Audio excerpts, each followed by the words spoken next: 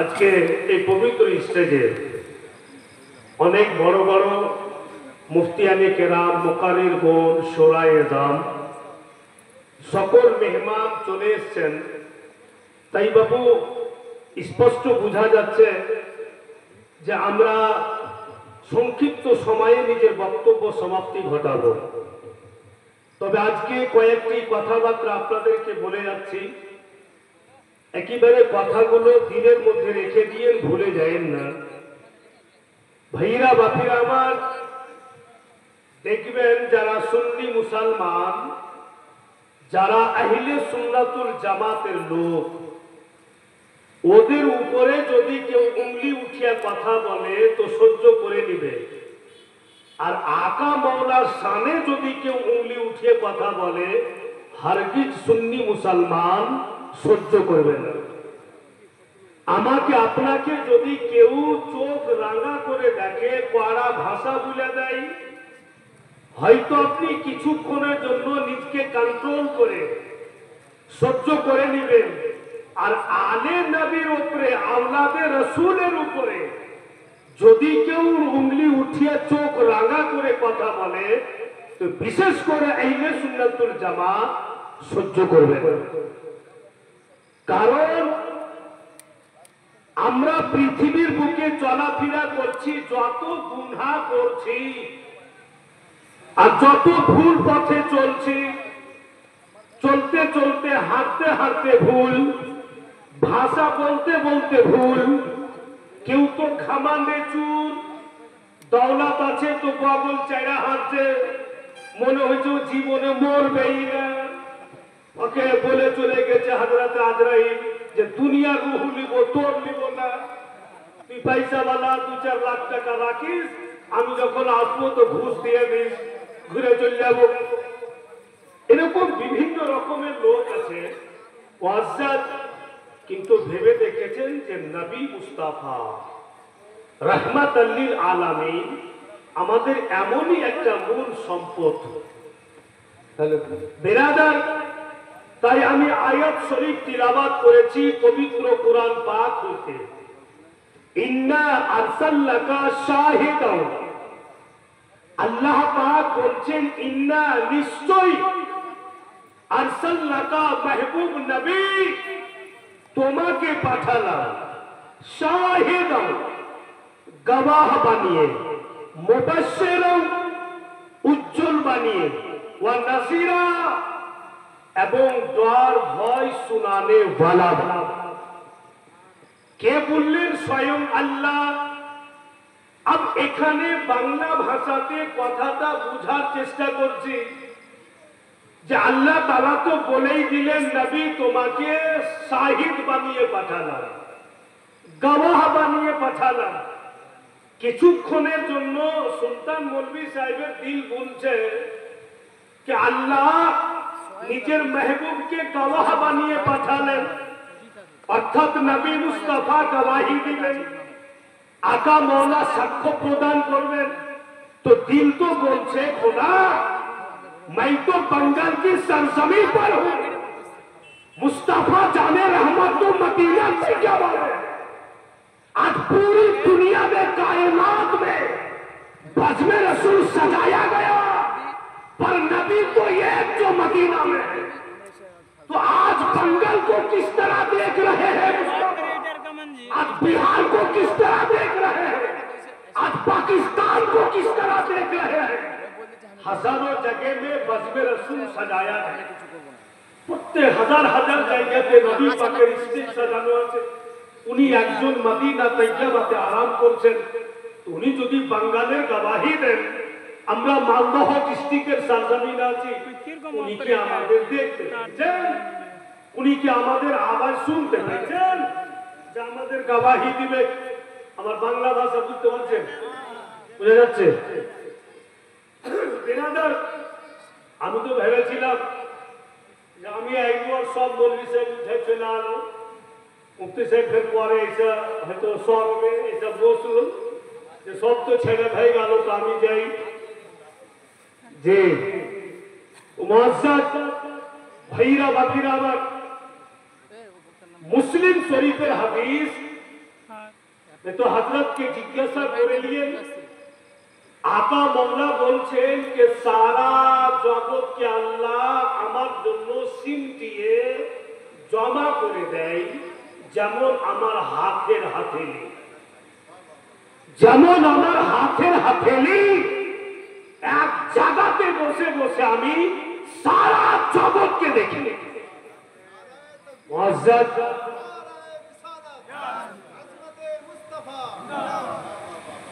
এক জায়গাতে বসে বসে নবী আমার সারা জগৎকে দেখেন, এর মানে বাঙ্গালকে দেখছেন। উনি মদিনা তাইকাবা থেকে সবকিছু উনি জানছেন, কোনো জিনিস ছুপা নাই। এটাও যদি বুঝতে অসুবিধা হয় একটু কার ভেঙে বুঝিয়ে দিই আপনাদের। এত বড় জগৎ আছে বাবু, একটিটা লোক মারা যাচ্ছে কি পৃথিবীর বুকে হাজার হাজার লোক মারা যাচ্ছে। তো লোক যখন মারা গেল, ও জওয়ান ছেলেরা জিন্দগি পরিবর্তন করলো, বক্তব্য শুনে ইয়াদ রাখো, ঈমান তাজা রাখো।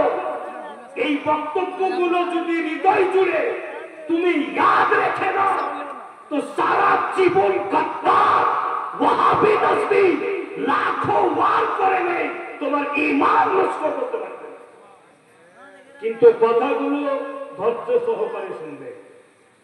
বিরাদার হাজার হাজার লোক মারা গেল আর কবরে শুইয়ে দিলে, তো কবরে বাপু তিনটা প্রশ্ন হয়, চারটা হয় না, পাঁচটা হয় না। কিন্তু বুখারী মুসলিম ছান মেরে দেখেছে মুফতিয়ানে কেরাম, একটাই প্রশ্ন আসছে কিন্তু তারতিব হিসাবে তিনটা আসছে। তো তিনটা প্রশ্ন হয়েছে কবর, আর পহিলা মঞ্জিল হচ্ছে কবর। খুব ধ্যান দিলে কথা শুনবেন। পহিলা মঞ্জিল কবর, আর পহিলা মঞ্জিলে তিনটা প্রশ্ন হয়েছে কবরবাসীকে, ছেলে হোক বা মেয়ে হোক। পহিলা প্রশ্ন হচ্ছে মান রব্বুকা, বলো তোমার রবকে, তোমার আল্লাহকে। এক আল্লাহকে যদি মাননে वाला থাকে তো জবাব দিবে যে রব্বি আল্লাহ।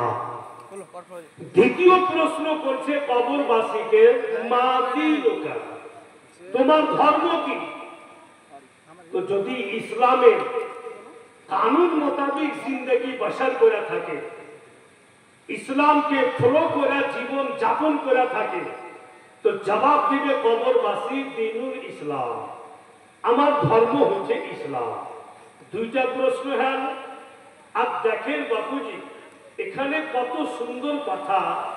আর শেষ প্রশ্ন হবে, अंतिम প্রশ্ন হবে। তো अंतिम প্রশ্ন হওয়ার পূর্বে नकीर व मुनकर के बोला হয়েছে कि कितना सवाल किया कब्र वालों को, तो दो सवाल किया, जवाब मिला, बोले मिल गया, सही ना गलत, बोले सही जवाब मिला। अब आखिरी सवाल करो, अगर आखिरी सवाल का जवाब देता है तो पहले जो सवाल का जवाब दिया इसमें इसको नंबर दिया जाएगा, पॉइंट दिया जाएगा। और आखिरी सवाल का अगर जवाब दे ना सका तो 0 पॉइंट होगा। बोलने का मकसद खुदा ऐसा क्यों, मैंने जो 2 सवाल का जवाब दिया उसका तो नंबर मुझे मिलना चाहिए। अगर आखिरी सवाल का जवाब ना दूं तो नंबर ना मिले। प्रथम 2 उत्तर दिए नंबर तो वालों लेना, आखिरी सवाल करो, अगर जवाब दे देता है तो जन्नती होने का टिकट भी होगा और आशिक के रसूल का दलील भी बनेगा। आखिरी सवाल पूछे कब्रवासी के कि आखिरी सवाल मकुंत तकुल फी सामने हक के हाजिर रजूल, बता जो तेरे सामने इंसान इनके बारे में क्या कहा करते थे। এখানে আলিমগণ বুঝবে একটা আরবি শব্দ আছে, তাকুল লেখা নেই, তাকুলো কি বলছিলে, এর মানে এটা যে তুমি ইনার ব্যাপারে দুনিয়ার বুকে কি বলছিলে। নিজের মতো মানুষ, বড় ভাইয়ের মতো, খানদানের মতো, কার মতো বলছিলেন? বিরাদার, উনি কে থাকবেন কবরে? যখন নজর করে দেখবেন কে থাকবে? আদম নবী কখনো না, ঈসা নবী কখনো না, মুসা নবী কখনো না। কে থাকবে? জিনার কালমা আমরা পাঠ করেছি, আমার আকা মাওলা জনাবে মুহাম্মদ রাসূলুল্লাহ সাল্লাল্লাহু তাআলা আলাইহি ওয়াসাল্লাম উপস্থিত আছেন। সুবহানাল্লাহ। তো বিরাদার, হাজার হাজার কবরে নবী মুস্তাফা এক টাইমে যদি হাজির হতে পারেন, 1000 মিলাদুন নবী দেখতে পান না? নিশ্চয়ই উনি দেখতে পারবেন। কিন্তু ওয়াহাবি নাচড়ি কেচড়ি ওরা বলছে এই সুন্নি মুসলমান তোদের নবী বেলে হাজির থাকে।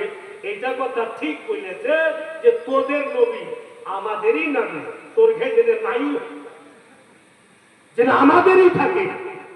তো ওরা রাস্তা ভটকে দিচ্ছে লোকজনকে कि जब तेरा नबी हाजिर रहेगा तो दिखाई क्यों नहीं पड़ता?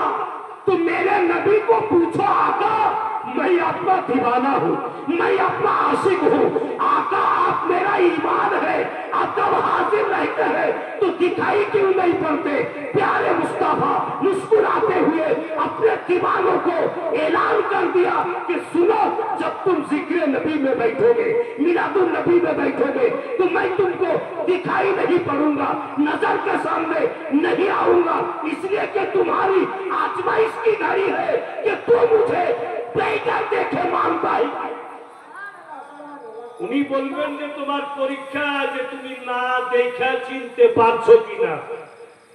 আর যখন কবরে শুয়ে যাবে, মাটির নিচে দাফন হয়ে যাবে, তো তোমাকে আমি দেখা দিব, তোমার নজরে আসবো। এটাও তোমার পরীক্ষা যে তুমি দেখা চিনতে পারছো কিনা। ভাইরা বাপের আমার, তো 3টা প্রশ্ন হলো গো। ওখানে নামাজও ঘুরে পেল না, রোজাও ঘুরে পেল না, হজও ঘুরে পেল না, যাকাতও ঘুরে পেল না। 3টা প্রশ্নের মধ্যে কইব নামাজের ব্যাপারে তো কথা আসলো না।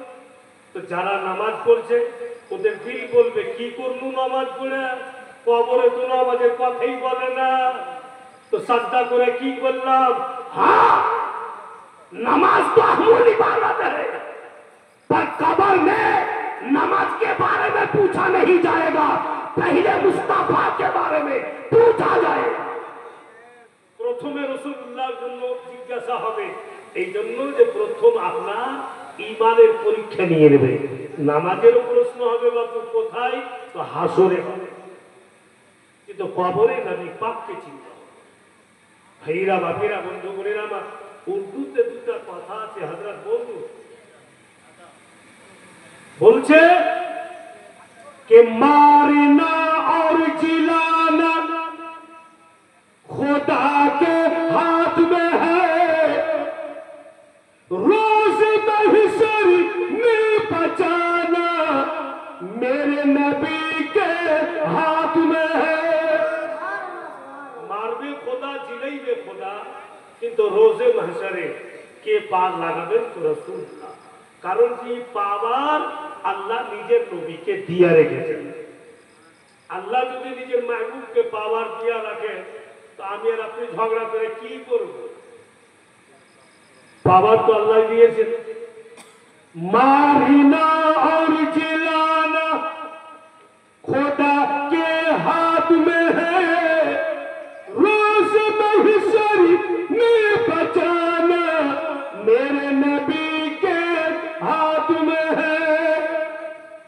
आगे पूछें, आमिर हो या गरीब हो सबको एक दिन जाना है, आमिर हो या गरीब हो सबको एक दिन जाना है, और कब्र में रसूल को पहचाना तो समझ लो जन्नत है।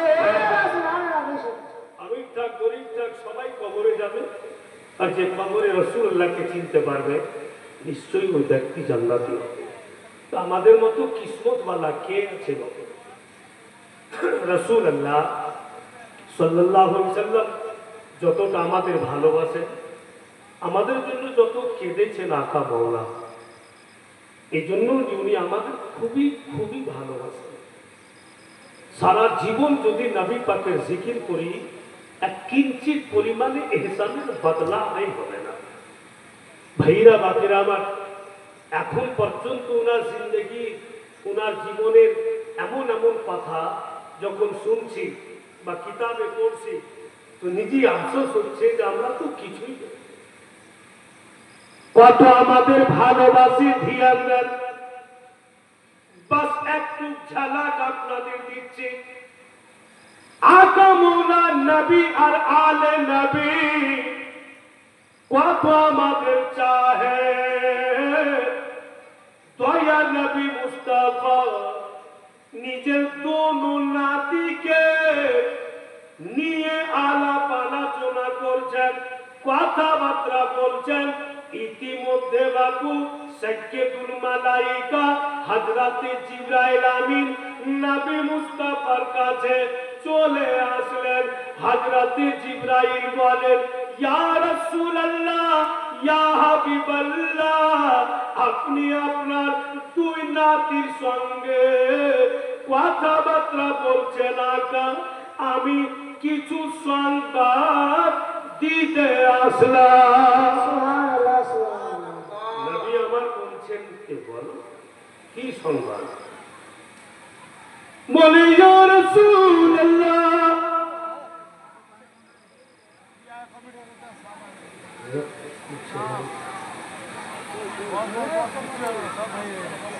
এই বসে যাও, বসে যাও।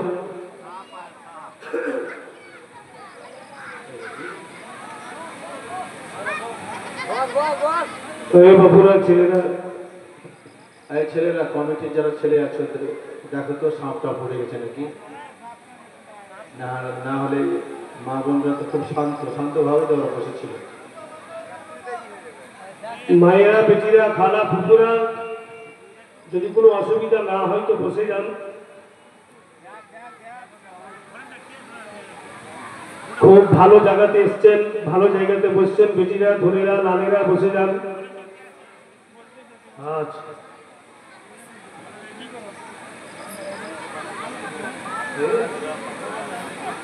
ঠিক আছে, ইনশাআল্লাহ।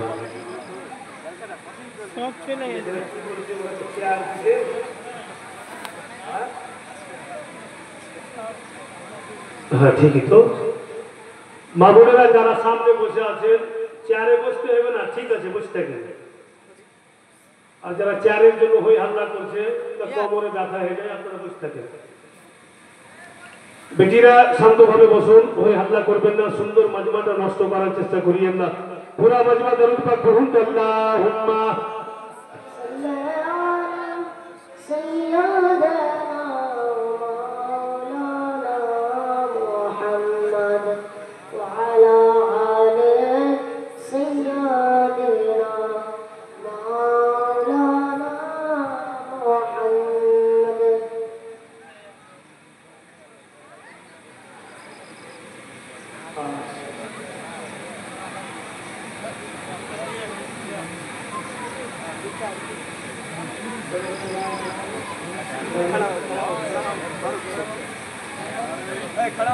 নারায়ে তাকবীর। আপনারা সবাই দাঁড়িয়ে যান, হুজুর বিসমিল্লাহ তাশরীফ নিয়ে আসছেন। নারায়ে রিসালাত, নারায়ে হায়দারি, নারায়ে হায়দারি। আলে রসুল का दामन, आले रसूल का दामन। हजरत अल्लामा सैयद फैजान अशरफ अशरफी साहिब, हजरत अल्लामा सैयद फैजान अशरफ अशरफी साहिब। नाराये तकबीर, नाराये रिसालत, नाराये हैदरी, नाराये हैदरी। अशरफी दूल्हा, अशरफी दूल्हा। नाराये तकबीर। आगे वो चार सामने चार